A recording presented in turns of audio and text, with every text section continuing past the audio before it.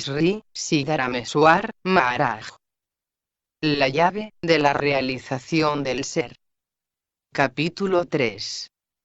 Investigación detallada de los 4 cuerpos. Durante la búsqueda del yo, hemos examinado los 4 cuerpos, pero no hemos podido encontrar ni rastro de él, del yo. En efecto, el yo, silenciosamente, ha desaparecido más allá de los 4 cuerpos, allí en donde ni siquiera existe la noción de yo, o de tú. Sin embargo, no será sumergiéndonos en el silencio, como obtendremos resultados. En la exposición que hemos hecho hasta aquí, los 4 cuerpos, físico, sutil, causal, y supracausal, han sido descritos de forma superficial, y ahora, es necesario estudiar detalladamente todos sus aspectos. Mientras que el discípulo no haya comprendido bien, y no haya integrado esta comprensión, no podrá alcanzar el silencio profundo. Recordemos bien, que estos 4 cuerpos son etapas que hay que franquear, para alcanzar la quinta, Nisabda, silencio, donde la palabra se vuelve silencio. Quien avanza paso a paso, puede alcanzar la meta del viaje. Pero si se salta un peldaño y pasa al siguiente, corre el riesgo de perder el equilibrio y caer hacia atrás. Así pues, solo cuando el primer cuerpo haya sido totalmente comprendido, es cuando el discípulo podrá ver lo que es el siguiente, ya que si sube los peldaños muy deprisa, caerá en la confusión. Siendo el mismo estado en el sueño profundo y el samadhi, o en la ignorancia y el conocimiento, la verdadera diferencia no será percibida en medio de todo este caos, y el discípulo podría confundir el sueño profundo con el samadhi, y la ignorancia con el conocimiento. Nota. Samadhi.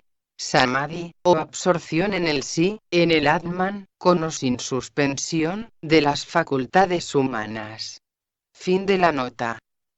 Hay una similitud entre un trompo o peonza en reposo, y un trompo o peonza que parece inmóvil debido a la velocidad de rotación, igual que entre la obscuridad total, y el efecto cegador causado por una luz intensa.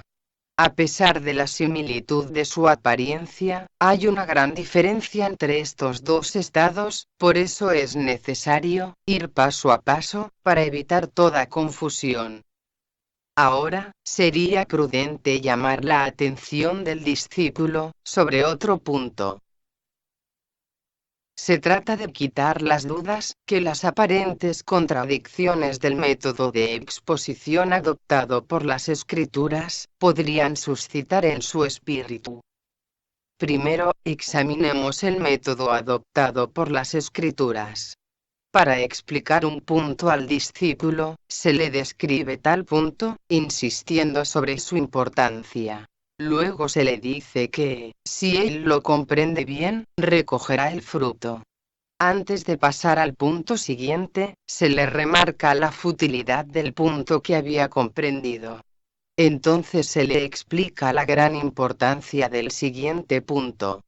La lógica de este método reside en el principio de que no se experimenta ninguna atracción sobre algo, si primero no se señala su importancia, y si no se entrevé la tentación de una recompensa. Una vez asimilado el punto, se expone su futilidad, de la misma forma, y el discípulo renuncia a él, automáticamente, deseoso de conocer la siguiente etapa. La Sruti, la revelación escrita, o Vedas, tiene en consideración la psicología del discípulo, y primero lo incita a trabajar por su subsistencia, diciéndole que ésta es Brahman. Nota. Sruti. Sruti es la revelación escrita. Fin de la nota. Le da tiempo de cuidar de su cuerpo, insistiendo en el hecho de que el mismo cuerpo físico es Brahman. Ella, la revelación escrita, precisa después, que sea cual sea el gozo que atraviesa al cuerpo físico, de hecho es el cuerpo sutil quien lo saborea. este cuerpo grosero no es más que un cadáver. Y un cadáver no puede gozar de nada si no contiene el cuerpo sutil. Así, se demuestra la futilidad del cuerpo físico.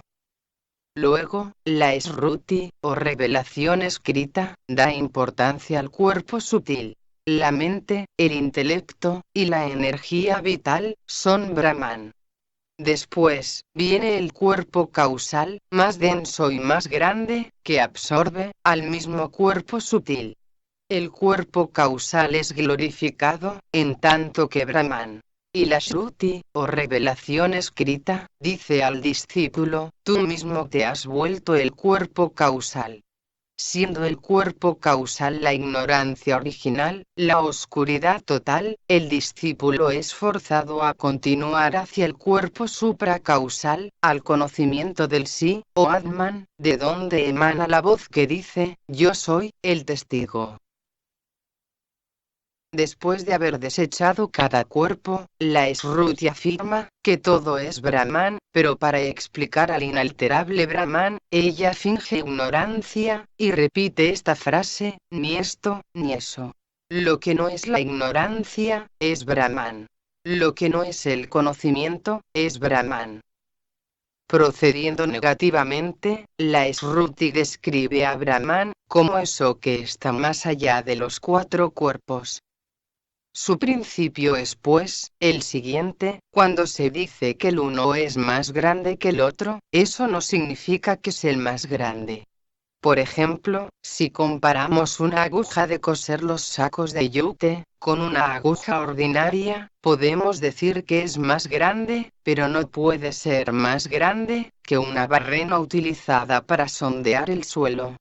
Las cualidades, como grande o pequeño, no son inherentes a la cosa, pues les son impuestas, al compararlas con otras cosas. La misma regla se aplica aquí. Después de haber descrito cada estado como siendo Brahman, teniendo el siguiente, más importancia que el precedente, el principio consiste en decir que ninguno de ellos puede ser el Brahman. Y que para Brahman, es absolutamente único. Nota. Para Brahman. Para, más allá, y, Brahman, la esencia de todo. Guardando este razonamiento en el espíritu, debemos comprender claramente, lo que se puede describir como siendo Brahman. ¿Por qué se le puede describir así? ¿Y hasta dónde se le puede describir? Y por fin, ¿por qué se puede afirmar que el Brahman es esto, para negarlo después? Por ejemplo, a aquel que quiere cocinar arroz, se le dice que primero encienda el fuego debajo del recipiente que lo contiene, y luego que lo apague después de un cierto tiempo. El debutante puede asombrarse con esta contradicción, pero el maestro le explica que el fuego es necesario, hasta que el arroz está cocido, pero que después hay que apagarlo, si no se quiere que se vuelva carbón. Por esta razón, es por lo que se practica un método, solo hasta que el resultado es alcanzado, bajo pena de agotarse y no alcanzar nada, si se persiste en el mismo. Así, cuando el cuerpo sutil es llamado Brahman, comprendemos dónde reside la importancia de este cuerpo. Luego, pierde su valor en tanto que Brahman, y la búsqueda de la siguiente etapa se muestra entonces necesaria. El precio que hay que pagar para obtener resultados, no está ligado forzosamente, con el valor exacto de la cosa. El ser humano está enfrentado al sufrimiento, porque ha olvidado su verdadera naturaleza. Debe de liberarse de esta calamidad. Prisionero de un cocodrilo, puede escaparse adulándolo, diciéndole, por ejemplo, que su espalda es dulce, etc., pero ¿quiere decir eso acaso que su espalda es realmente dulce? De igual manera, es solo para liberarse del dominio de los cuatro cuerpos, por lo que son llamados Brahman, durante cierto tiempo. Guardando este razonamiento en el espíritu, vamos a describir los cuatro cuerpos. La naturaleza del cuerpo físico, o grosero, es bien conocida. Es una masa de carne y de sangre, que se puede tocar. Todo el mundo lo conoce, y lo utiliza. El cuerpo físico es yo, las pasiones y los deseos que atraviesan este cuerpo, son míos. El color de este cuerpo, las etapas de la infancia, de la juventud, y de la vejez, me pertenecen. Lo que rodea a este cuerpo, la casta, la religión, la casa, los bienes, y las riquezas, también son mías. Cada ser humano ha aprendido esta lección en el curso de numerosas vidas, y se la conoce de memoria. De hecho, esto está tan anclado en él, que incluso en sueños, os diría que es fulano o mengano. Por tanto, no es necesario repetírselo, pues está profundamente anclado en él. Todo ser humano está sólidamente arraigado en el plano del cuerpo físico. El estado de este cuerpo es el de vigilia, compartido entre olvido y memoria. La cualidad Rajas Guna predomina en este cuerpo. Nota. Raja Guna, una de las tres cualidades o gunas de la materia primordial, Prakriti. Rajas, color rojo, es la guna de la actividad, del dinamismo y la pasión. Fin de la nota. Esta explicación debe de ser suficiente para la comprensión del cuerpo físico. Pasemos ahora a la etapa siguiente, es decir, al cuerpo sutil. El cuerpo sutil es un conjunto, compuesto por los sentidos, la mente, el intelecto, el soplo vital, prana, y el ego, o antakarana, el cual crea un falso mundo mental cuando el mundo desaparece, al cerrar los ojos. Profundizando en el tema, nos damos cuenta hasta qué punto el cuerpo sutil es algo extraño. Todos los movimientos del cuerpo físico son comandados por el cuerpo sutil, que produce toda clase de informaciones contradictorias. Oscila, sin parar, entre la determinación, sankalpa, y la duda, vikalpa. Su estado es el del sueño. La memoria continua es el signo del cuerpo sutil, y la cualidad sattvaguna predomina en este cuerpo. Nota. Sattva. Sattva, blanco, es la cualidad o guna de la pureza y el equilibrio. Fin de la nota. Después de haber sido introducido en este nivel, el discípulo se identifica con el cuerpo sutil. Cuando un pie se ha apoyado en un escalón, el otro pie puede dejar el anterior. Así, el cuerpo físico es abandonado, y el discípulo debe desapegarse de él. Cuando salimos de los límites de un país, franqueamos la frontera de otro país, y nos movemos por este nuevo país, dejando detrás el otro. De igual manera, para comprender esta nueva etapa del cuerpo sutil, es imprescindible dejar atrás el cuerpo físico grosero. Esta tarea no es tan fácil como parece, ya que para franquear todas estas etapas, el ser humano solo dispone de dos soportes. El primero es el del aprendizaje, y el segundo, la puesta en práctica de lo que ha aprendido. Pasar del cuerpo físico al cuerpo sutil, significa trascender el cuerpo físico. Cuando se abandona la identificación con el pequeño cuerpo físico, se toma posesión del cuerpo sutil, y es solo entonces, cuando el cuerpo sutil es aceptado como yo. Este yo, ya no mantiene una relación con el cuerpo físico, y las variantes que afectan a este último, ya no son mías. Ninguna cualidad del cuerpo físico me pertenece, pues yo soy el cuerpo sutil. Yo soy la mente y el intelecto. Si el discípulo profundiza en esto, se establece firmemente en la segunda etapa, y pierde todo sentimiento de propiedad hacia su cuerpo físico. Entonces, se vuelve indiferente al estado de este cuerpo y de sus condicionantes. La tercera etapa es el cuerpo causal o ignorancia. Es un estado de puro olvido. Su cualidad es tamas. En este estado, no existe el pensamiento de bienestar, ni siquiera el del cuerpo físico, ni el del sutil. No hay conocimiento de ninguna cosa. Nota. Tamas. Tamas, negro, es la cualidad o guna, de la ignorancia, la inercia, la pereza. Fin de la nota. Así es el cuerpo causal. Es un estado parecido al sueño profundo, o al estado sin sueños, pero que no es el sueño profundo. Es importante comprender este estado.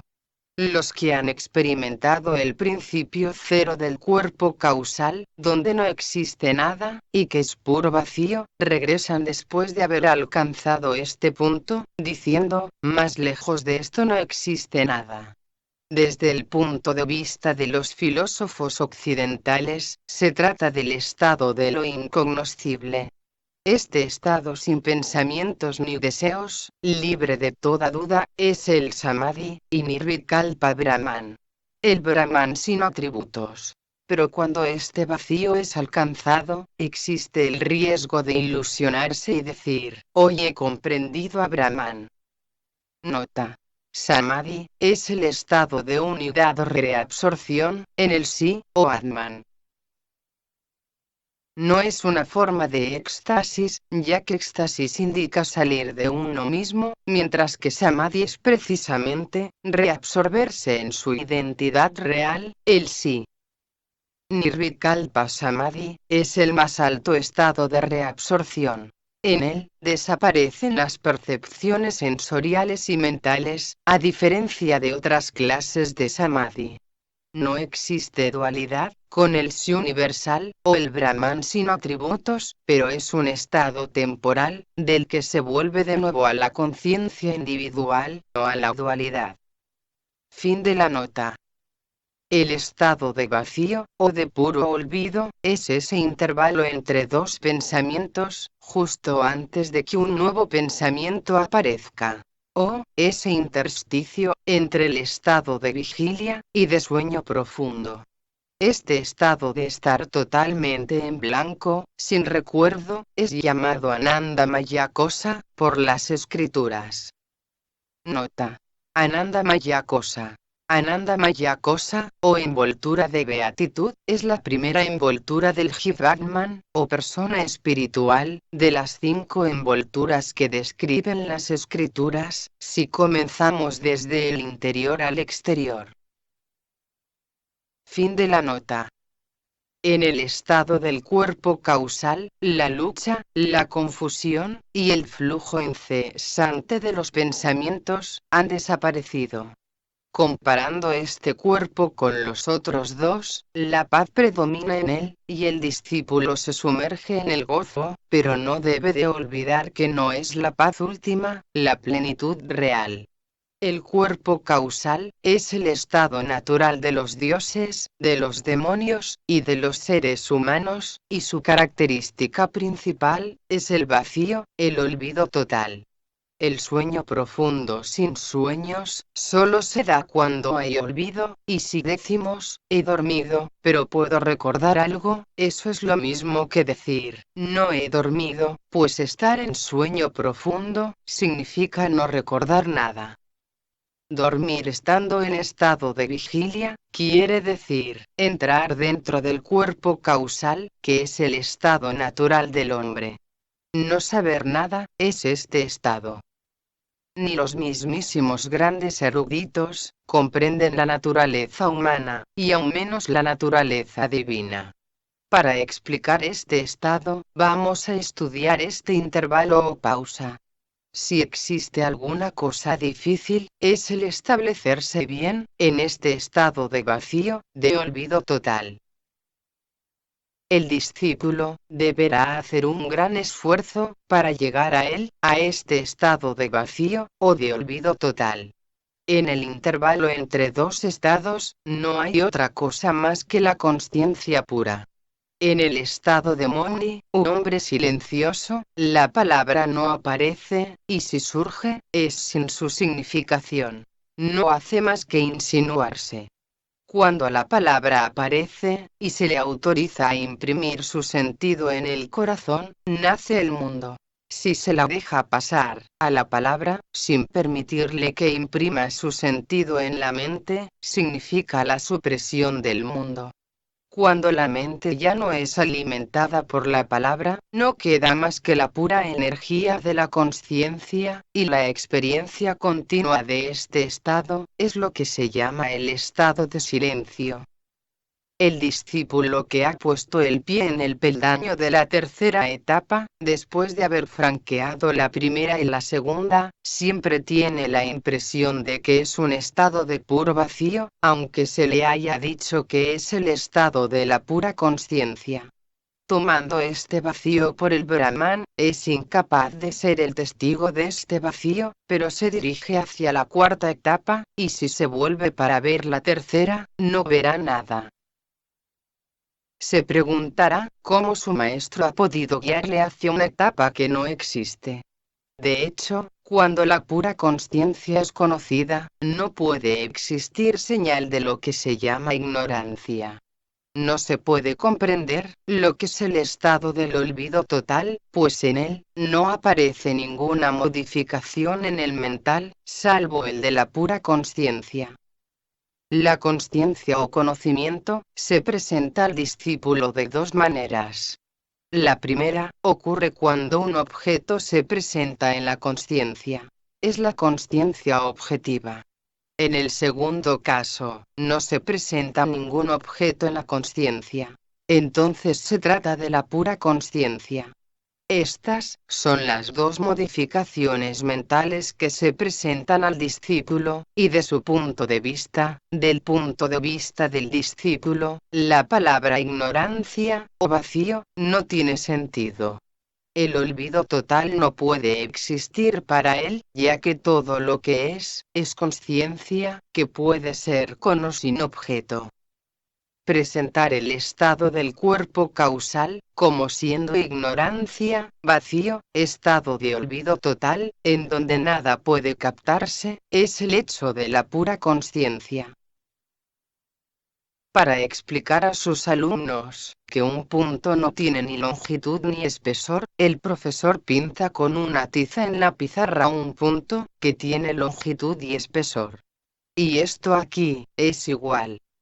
Y si no se procede de esta forma, la próxima etapa no puede ser explicada. ¿Se puede proceder acaso de otra forma? El discípulo debe de tener una gran fe en su maestro, y aceptar totalmente que existe un estado de puro olvido. Debe proseguir, sin descanso, su práctica, y aprender a olvidar todas las cosas. El cuerpo causal es la causa de los dos primeros. En un escenario de teatro, hay un telón sobre un costado, por donde los actores aparecen y desaparecen.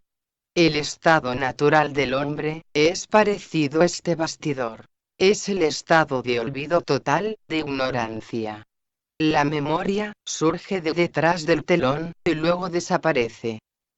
Cuando decimos que habíamos olvidado una cosa justo antes de recordarla, significa que esa cosa estaba en el estado de olvido total, y luego emerge de este mismo estado.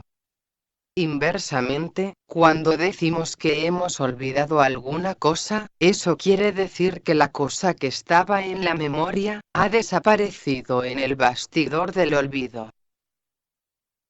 La aparición y desaparición de todas las ideas, está en la matriz de este puro olvido que es uno. Es el campo común, a todos los seres humanos. Todos se llaman ignorantes, a causa de este estado de olvido, y también se esfuerzan, por sacar algunos conocimientos.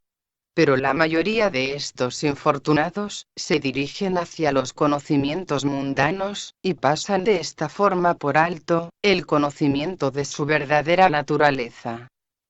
Es por esta razón, por lo que el maestro dice a su discípulo: querido discípulo, tú no eres ni el cuerpo físico, ni el cuerpo sutil. Identifícate al cuerpo causal. El discípulo debe de sumergirse en este estado de olvido. Esto significa, yo no soy el cuerpo físico, ni siquiera el cuerpo sutil, por tanto, todos estos sueños y estas dudas, que nacen con su contacto, no residen en mí. Yo soy puro olvido, desnudo de todo concepto. El nacimiento y la muerte del cuerpo, la miseria y la tentación, el placer y la dulzura, e incluso el hambre y la sed, que brotan de la fuerza vital, nada de eso me puede alcanzar. Las nociones de honor y deshonor, pertenecen al mental. El color de la piel, al cuerpo. Yo soy no apegado. Nada puede apegarse a mí, yo soy puro olvido. Cuando esto, yo no soy el cuerpo físico ni el cuerpo sutil, está firmemente establecido en el corazón, el estado de puro olvido, libre de todo concepto y apego, se vuelve nuestra propia naturaleza, despojada de todas las cualidades de los cuerpos físico y sutil.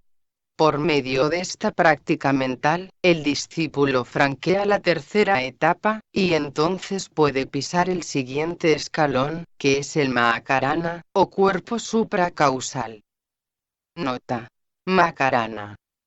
Ma, gran, y Karana, principio causal. Mahakarana, gran principio causal. Fin de la nota. Antes de ir más lejos, debemos precisar, que a pesar de su parecido con el sueño profundo, el cuerpo causal difiere de este. En el sueño profundo, todos los sentidos están en reposo, con la consecuente ausencia de los objetos. Todo ser disfruta de la felicidad de su propia naturaleza en este estado, pero no conoce su verdadera naturaleza. Al despertar, resume su experiencia, en esta frase, he dormido tranquilamente, no tenía consciencia de nada. Así, expresa la felicidad de su propia naturaleza, pero también su ignorancia por el tema. Solamente revela el conocimiento de su ignorancia, pues el hecho de haber tenido la experiencia de su propia naturaleza, no quiere decir que la conozca. Un pobre que ignora haber heredado un tesoro, continúa mendigando su subsistencia, pues para él, ese tesoro no existe. De la misma forma, cada ser humano sale y entra en su propia naturaleza, penetra en ella profundamente, y tiene la experiencia de la felicidad, pero continúa ignorándola. Por esta razón, el sueño profundo no puede ser un medio de conocimiento del sí. En sueño profundo, el discípulo no tiene posibilidad de estudiar este estado, mientras que sí puede hacerlo, en el estado del cuerpo causal. Estudiar el puro olvido, significa disfrutar del estado de sueño profundo, estando en vigilia. El maestro, enseña cómo llegar a esto. No es más que naciendo dentro de su especie, que se puede comprender cómo el pez puede dormir en el agua, o por qué no le molesta el agua que entra en sus ojos. De igual manera, ¿cómo se puede acaso disfrutar del estado de sueño profundo, estando despierto? Esto solo es comprendido, cuando uno se vuelve un verdadero gurú, pitra, o hijo del maestro. El cuerpo causal, no es otra cosa que el sueño profundo. Pero lo que hemos descrito, es el silencio interior, creado conscientemente, durante el estado de vigilia. No es el sueño profundo que viene inconscientemente, pues en este último, nada puede ser conocido. En el estado de puro olvido que es cultivado conscientemente, la naturaleza del sí, es conocida. Esta es la diferencia, entre el sueño profundo y el samadhi. Aunque se sepa que el puro olvido no es más que el puro olvido, y que nada puede ser conocido en este estado, el hecho de que el conocimiento, la conciencia, permanezca después que todo se ha olvidado, no puede ser comprendido, más que después del estudio de este puro olvido. Este estado es absolutamente real. El sueño profundo y el puro olvido son los dos el resultado de tamasguna, o tinieblas, ignorancia y olvido. El análisis del carbón y del diamante revela que los dos están compuestos por carbono. Aunque eso sea cierto, no es necesario decir que existe una gran diferencia entre su valor respectivo. Si están hechos de la misma materia, ¿por qué el diamante brilla, mientras que el carbón no tiene brillo, y es negro? Eso se debe a las diferentes proporciones del mismo componente, el carbono. De la misma manera, entre el sueño profundo y el estado de puro olvido, es la proporción de ignorancia la que marca la diferencia. Ignorancia densa, en el sueño profundo, y débil o escasa, en el estado de puro olvido. En el momento que la profundidad del sueño profundo disminuye, se produce el despertar a la vigilia, pero el hombre, que sale del sueño profundo, aún se encuentra dentro de las brumas del sueño profundo. Este estado es el resultado del sueño profundo, que se vuelve cada vez más superficial, mientras que el despertar a la vigilia emerge. El sueño profundo es como una espesa cortina negra que recubre la luz del sí, mientras que el cuerpo causal o estado de puro olvido que examinamos es un ligero velo transparente. La beatitud es la misma, en el sueño profundo, y en el cuerpo causal, estado de puro olvido. Pero desde el punto de vista del conocimiento de su naturaleza, el sueño profundo es tan inútil, como una relación sexual con una mujer estéril. El estudio de Ananda Maya cosa, o envoltura de beatitud, bajo la forma del estado de puro olvido, procura un gozo intenso, siendo esto un signo que anuncia el conocimiento de su propia naturaleza. Vamos a estudiar el Mahakarana, o cuerpo supracausal, que viene después del estudio del puro olvido, pero antes se muestra necesaria una precisión, para los discípulos que siguen la vía trazada por Bausaheb Maharaj. Nota. Bausaheb Maharaj era el maestro de Siddharameswar Maharaj. Fin de la nota. En este grado del estudio, puede surgir en ellos, en los discípulos, una duda, pues si el estudio del cuerpo causal significa el olvido de todas las cosas, ¿quiere decir eso que acaso hay que olvidar también la mantra, dada por el maestro? Igualmente, ¿abandonar acaso las formas y los colores visualizados por el maestro? En efecto, incluso esto debe de olvidarse, pues el discípulo deberá de asegurarse, de ahora en adelante, que toda agitación mental ha cesado completamente. Concentrándose sobre la punta de la nariz, los ojos semicerrados, nada debe de aparecer aparte de la encantación, de los colores y las formas, visualizadas en la meditación. Una vez establecido completamente en este estado, es verdad que incluso esto debe de ser olvidado. Cuando la casa ha sido limpiada, no continuáis con la escoba en la mano, también debéis dejarla. Es como disciplina, que el maestro da una mantra al discípulo. Le da un útil, bajo la forma de mantra, para limpiar la suciedad, que son la duda y la inquietud, los sueños y los conceptos, acumulados en el cuerpo y la mente, vida tras vida. Así vemos hasta dónde se debe de conservar el útil, y cuándo es preciso abandonarlo. Veamos ahora, ¿qué es el cuerpo Mahakarana o cuerpo supracausal, el padre de los otros tres cuerpos? El rey Janaka, creador, productor, era Videi, que quiere decir sin cuerpo. Nota. Janaka, rey hindú, cuya vida y realización se describen en el Ashtavakra, Gita. Fin de la nota. Tenía una hija llamada Janaki, conocimiento. En nuestra mitología, el rey Janaka representa el cuerpo supracausal, que es un estado de consciencia sin el cuerpo, a pesar del hecho que el cuerpo todavía existe. es el estado de consciencia del cuerpo Mahakarana. Este es el rey Janaka. Janaki, la facultad de conocer, es creada. Aunque sea llamado cuerpo Mahakarana, si se lo compara con los otros tres cuerpos, se trata de un estado sin cuerpo, pues no tiene atributos, y es no condicionado. El cuerpo supracausal es el conocimiento o consciencia, pero eso no quiere decir que esté ausente en los otros tres cuerpos. La consciencia es la misma, esté perturbada o serena, siempre es pura, sea cual sea su condición, incluso cuando está totalmente sumergida en la zona pantanosa de la consciencia objetiva. La consciencia es una, sea cual sea su estado o condición, pero dentro de los tres cuerpos, es considerada como algo alterado, o como consciencia objetiva condicionada. El cuerpo supracausal es el estado de equilibrio referente a las cualidades, o gunas. Es la experiencia de la pura consciencia.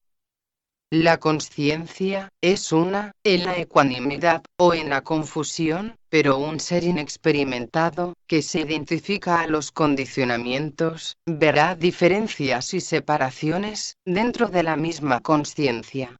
La dulzura de un ladú, de un jilebi, o de un basundi, diferentes dulces hindús, no es debida más que al azúcar, pero a causa de su forma diferente, decimos, el ladú es dulce, el jibeli es dulce, y el basundi es dulce. Si el azúcar no es mezclado a ningún ingrediente, deberemos decir sin embargo, el azúcar es dulce. Pero si damos a alguien un ladú o dulcindú, para hacerle descubrir lo que es el azúcar, no podrá conocer la verdadera naturaleza del azúcar. Solo la podrá conocer si prueba el azúcar puro. En todos los otros estados, la consciencia siempre está condicionada, no puede ser experimentada en su estado original. Mientras que, la consciencia del cuerpo supracausal, brilla en su pura naturaleza. Por esta razón, el discípulo debe de ser conducido hasta el cuerpo supracausal. Una vez conocida la pura consciencia, aunque esté mezclada con otros tipos de consciencias objetivas, el discípulo sabrá discernir, y no le vendrá a la mente que existe una entidad llamada mundo, separada de la consciencia del sí. Mientras que cada estado aparece y desaparece, el testigo de este estado, nunca ha aparecido y nunca desaparece. El testigo de la infancia, de la juventud, y de la vejez, del cuerpo físico, ha sido, quien ha examinado todos los sueños y dudas, del cuerpo sutil. El mismo testigo, también ha visto el cuerpo causal, donde no existen sueños ni dudas. Aquel que ha sido testigo de todos estos cuerpos, o envolturas, está despierto siempre. Una mujer tenía la extraña particularidad de dar a luz hijos que morían siempre antes de haber podido conocer a su madre. Nunca veían la cara de un hermano o de una hermana, pues ya estaban muertos. Ella tuvo varios hijos que morían todos de la misma manera. La mujer era siempre la misma después de haber enterrado a sus hijos. Ni uno solo de ellos había podido ver la cara de otro, pero la madre había visto la cara de todos, y se recordaba de cada uno de ellos. Los cuatro cuerpos han nacido del cuerpo supracausal, bajo la forma de Mahamaya, o la gran ilusión, y ellos nunca ven la cara de los otros cuerpos, ni la de su madre. Incluso cuando un estado penetra en otro, la consciencia, que viaja por todos, nunca es alterada. El cuerpo supracausal es el hilo que mantiene todas las perlas del collar unidas, y aunque las perlas no se penetran unas a otras, el cuerpo supracausal penetra todos los otros estados, vigilia, sueño, y sueño profundo. En el cuerpo supracausal, el estado de consciencia es la llama del sí, la cual se descubre, después de procurar que la misma ignorancia sea olvidada. Cuando la naturaleza de la consciencia testigo es conocida, el estado de ignorancia se desvanece completamente. Pero eso no quiere decir que la apariencia de lo que es visto, manifestado, desaparezca igualmente. Solo cambia la actitud del discípulo. Gracias a su intensa búsqueda, experimenta todo lo que ve y todo lo que aparece, en tanto que conciencia. En el momento en que comprendemos que la joya solo es oro, el objeto en sí mismo no es destruido. De la misma forma, una vez que el Señor del universo es conocido, el universo no desaparece. A la luz de una lámpara, la oscuridad se disipa. Sin embargo, no hace desaparecer los objetos ahora iluminados. La naturaleza de los objetos se revela con la luz.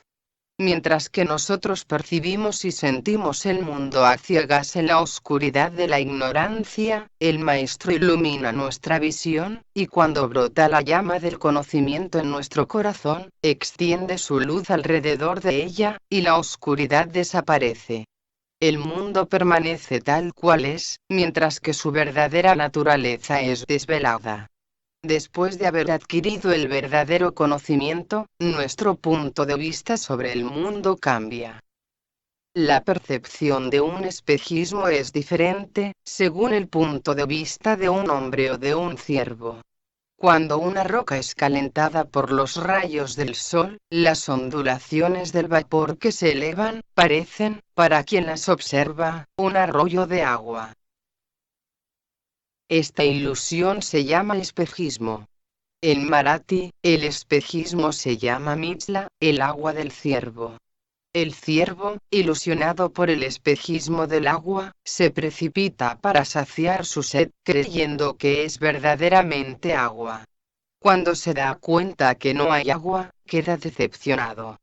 Esta es la actitud del ciervo, que toma como agua la apariencia de agua. Mientras que el hombre, comprendiendo que se trata de un espejismo, no le hace caso y por tanto no es decepcionado. Esto se debe al intelecto humano. Desde el punto de vista del sol, el espejismo no existe. Entonces, ¿de dónde viene esta apariencia del espejismo? La actitud del hombre ordinario, la del aspirante, y la del Siddha, un hombre liberado, son diferentes. Nota. Siddha. Ser liberado que posee poderes psíquicos, o siddhis. Hay que puntualizar que un ser liberado o jnani, no es sinónimo de poder psíquico. El poder psíquico, o siddhis, es algo que se sitúa a un nivel muy inferior, mientras que un ser liberado, trasciende todos los cuerpos y envolturas, y sus condicionamientos. Fin de la nota. El hombre ordinario, no se entrega más que a las tareas prácticas, pues considera que el mundo es real. El aspirante que realiza el conocimiento del sí, ve el mundo, como una ilusión, una apariencia. Mientras que el hombre realizado, aquel que es uno con el sí, y el todo, no ve en absoluto el mundo. Nota. Para el ser realizado, el mundo deja de ser un concepto real, como lo es para el hombre ordinario, o irreal, como lo es para el aspirante. En un estado sin conceptos, donde el que ve, el hecho de ver, y lo visto, son uno, el mundo es un conjunto de percepciones, en el interior de la consciencia. Fin de la nota. En la primera parte de la exposición, hemos estudiado los 4 cuerpos, desde el cuerpo físico grosero, al cuerpo supracausal. Entrando dentro del cuerpo supracausal, el aspirante no puede ser llamado Siddha, aunque haya obtenido el conocimiento del sí, pues aún no es más que un sadhaka, solo un aspirante. Nota. Sadhaka. Aspirante espiritual. Buscador, que sigue un método de disciplina espiritual. Fin de la nota. El ser liberado, reside más allá del cuerpo Mahakarana o supracausal, dentro del campo de Vidyanana, o conocimiento de la realidad. Este tema no lo vamos a tratar ahora.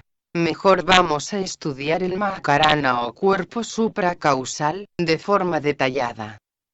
Hemos dicho que el cuerpo supracausal es la supresión del estado de ignorancia, pero la ignorancia o el estado de puro olvido no existe más que en relación con el cuerpo físico y el cuerpo sutil, y por tanto, no tiene existencia propia.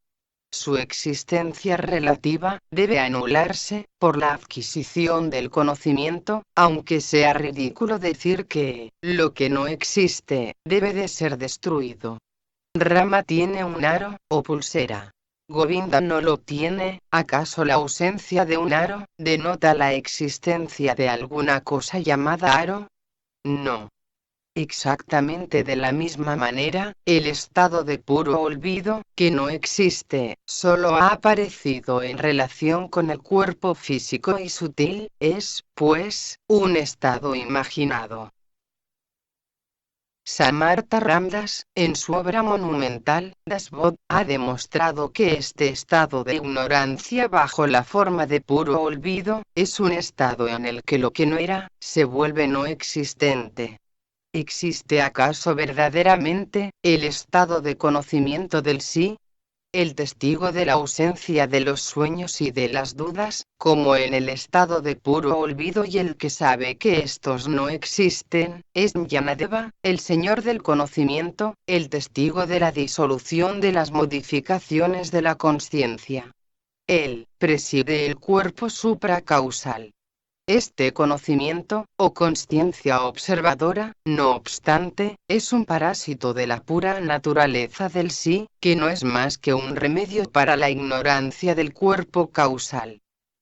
En el momento que la consciencia observadora abandona el cuerpo y el estado causal, comienza a mirarse a sí misma. La observación de su propio sí, no puede llamarse estado de testigo, ya que solamente cuando olvida su sí, y ve alguna cosa diferente de él, es que el observador puede ser llamado testigo. Cuando comienza a verse a él mismo, permanece en esta consciencia. Esta consciencia es de la naturaleza del absoluto. En esta soledad, hay un gusto por repetirse, Aham Brahmasmi, yo soy Brahman, pero incluso esta consciencia con esta voz, que se eleva del interior, se encuentra presa y apegada al cuerpo supracausal. Este Aum, Om, es la gran ilusión, Mamaya, que pertenece a los tres gunas, los tres constituyentes de la naturaleza original, y para desembarazarse definitivamente de la gran ilusión, este murmullo debe de desaparecer también. Yo soy Brahman, esta clase de yo, sobrepuesto a la naturaleza del sí, yo, o Atman, realmente es la ausencia de ego, o de un sí separado, pues este yo sutil, es parecido a una partícula de sal dentro de la leche, y por tanto debe de ser suprimido. Tomar lo falso por lo verdadero, es una actitud malsana, mientras que discernir lo verdadero de lo falso, es la actitud justa. El cuerpo físico es yo, el cuerpo sutil es yo, y el cuerpo causal es también yo. Mientras que el hombre mantenga su ego en estos tres cuerpos, se trata de un orgullo malsano, pero cuando este conocimiento que considera yo es tenido como Brahman, puede ser llamado sin ego, porque este sentimiento de ser está dentro de la verdad. Esto es exacto, pero si la verdad canturrea sin cesar, soy verdad, entonces se eleva la duda sobre lo que él llama verdad. Si un brahman repite a alguien que le escucha, yo soy un brahman, aquel que lo escucha, pensará, si este hombre es un brahman, ¿por qué lo repite acaso tanto? Seguro que debe de ser de una casta inferior. Nota. Brahman. Un brahman es un miembro de la casta sacerdotal hindú. Fin de la nota. De la misma manera, la repetición de la fórmula yo soy Brahman parece demostrar que esta consciencia del cuerpo supracausal no está liberada de la duda en cuanto a su propia naturaleza. Desde este punto de vista, incluso la memoria de yo soy Brahman, que recuerda al hombre su sí, debe de ser borrada. La consciencia del cuerpo supracausal, de esta manera, se estabilizará en un estado que no es ni la memoria, ni el olvido. Entonces, el aspirante estará en la naturaleza de la pura consciencia, y de la pura felicidad. Si se la considera nuestra experiencia física cotidiana, estamos en un estado natural, sin recuerdo ni olvido. ¿Se puede hacer esta experiencia? ¿Me he olvidado acaso de mí mismo? ¿O, me recuerdo acaso, de mí mismo? ¿Alguien ha intentado probar acaso de esta forma su existencia? Nosotros no nos olvidamos de nosotros mismos nunca, y tampoco es necesario acordarse de uno mismo. Estamos en este estado natural, que está más allá de los estados de recuerdo y de olvido. Es nuestra verdadera naturaleza real. El recuerdo y el olvido siempre conciernen a algo que no es nosotros mismos. A partir de esta verdad, podemos decir que todo lo que es olvidado o recordado, no es yo. Deberéis estar firmemente convencidos de que, lo que se puede recordar o lo que se puede olvidar, en absoluto sois vosotros mismos. Cuando no hay memoria ni olvido de uno mismo, sino solamente el hecho de ser uno mismo, es lo que se llama iluminación de sí mismo. No sois el cuerpo físico, tampoco el cuerpo sutil, ni el cuerpo causal, sois de la naturaleza de la consciencia del cuerpo supracausal, el conocimiento yo soy. Por el método de eliminación, que acabamos de ver, el aspirante ha adquirido la convicción de que su verdadera naturaleza es la pura consciencia yo soy. Las escrituras, Smriti, considerando los 4 cuerpos, proceden ahora por deducción. Hasta aquí, ha sido demostrado que no sois los 3 cuerpos, y volviendo atrás, las escrituras declaran que todo esto no eres tú, y que toda apariencia visible, es decir el mundo, es el juego de tu consciencia. La demostración es la siguiente: una cosa producida, es parecida a la cosa de donde proviene. Por ejemplo, el hielo siempre es agua, pero para aquel que mira superficialmente, el agua es líquida, y el hielo es sólido. El agua no tiene forma, pero el hielo sí, sin embargo son una sola y misma cosa. El mundo y su Señor, Dios, son uno, es el mensaje de los Vedas. La tierra, el agua, el fuego, la luz, el aire, el cielo, parecen diferentes desde el punto de vista físico, pero eso es debido a sus diferentes combinaciones. Igual que el hielo al fundirse se vuelve agua, la tierra se disuelve en el agua se evapora con el calor o la luz, el calor o fuego reside en el aire, y se funde en el cielo hasta desaparecer en él. Debido a que el sí, es la matriz de los 5 elementos, todos desaparecen en el sí. Si todos estos principios fueran diferentes, no se disolverían nunca el uno en el otro, pero ya que pueden ser disueltos sin que quede ningún residuo, los 5 elementos, el cuerpo físico y el cuerpo sutil, únicamente son el sí. El sí, se manifiesta en una gran variedad de especies y de caracteres. Cuando un pintor pinta diferentes elementos como un árbol, una vaca, un río, el cielo, Dios, los demonios, y los seres humanos, todo está pintado con una sola y única cosa llamada pintura. De igual manera, el espectro del mundo con su infinidad de variadas formas, no es otra cosa que la pura consciencia, el sí. Es la conclusión convincente del método deductivo. Aquí, es preciso decir, que no es importante que se adopte el método de eliminación, el de la deducción, o cualquier otro método que podría parecer contradictorio, pues la finalidad es la de dispensar el conocimiento del sí. Cuando los estudiantes resuelven un problema de matemáticas con métodos diferentes, solamente importa que la respuesta sea buena. Solo cuenta el resultado, el método es secundario. Las escrituras, Sruti, han aceptado cualquier método que podría explicar al aspirante la naturaleza de su sí verdadero. Sin embargo, una dificultad aparece cuando se quiere probar la naturaleza idéntica del agua y del hielo, del mundo y de Dios, del oro y de la joya.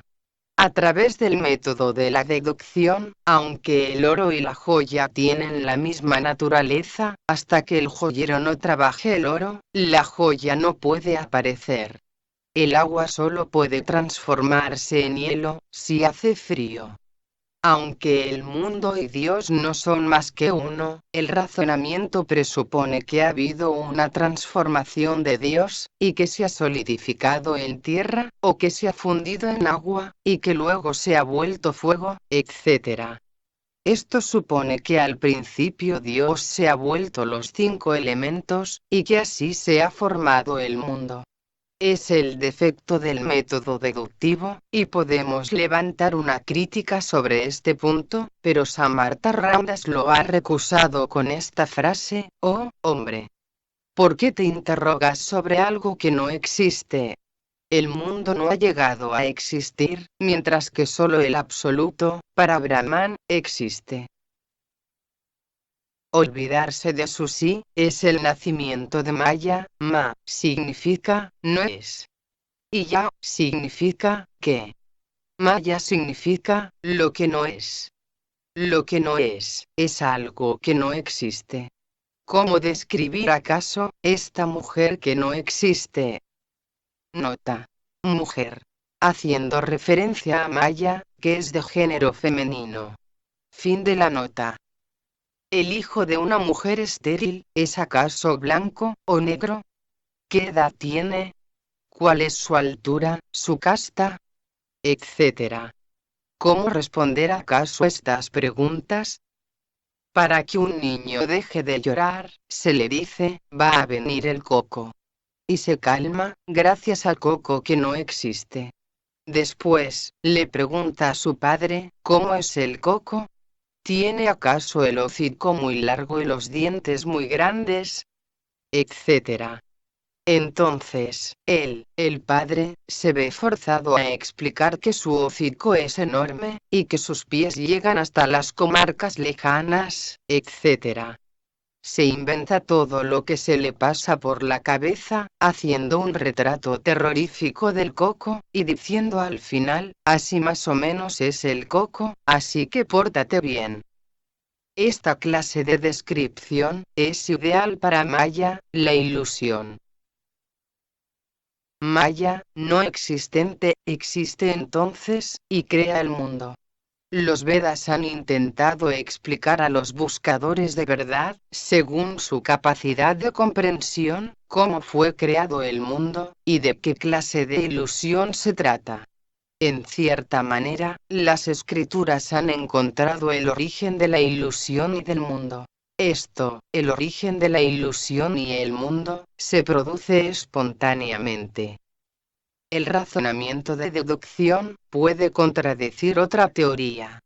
Pero en lugar de acusar a los Vedas de engaño, de decir una cosa a uno y otra cosa al otro, es más justo considerar que los Vedas han dispensado el conocimiento del sí a todos.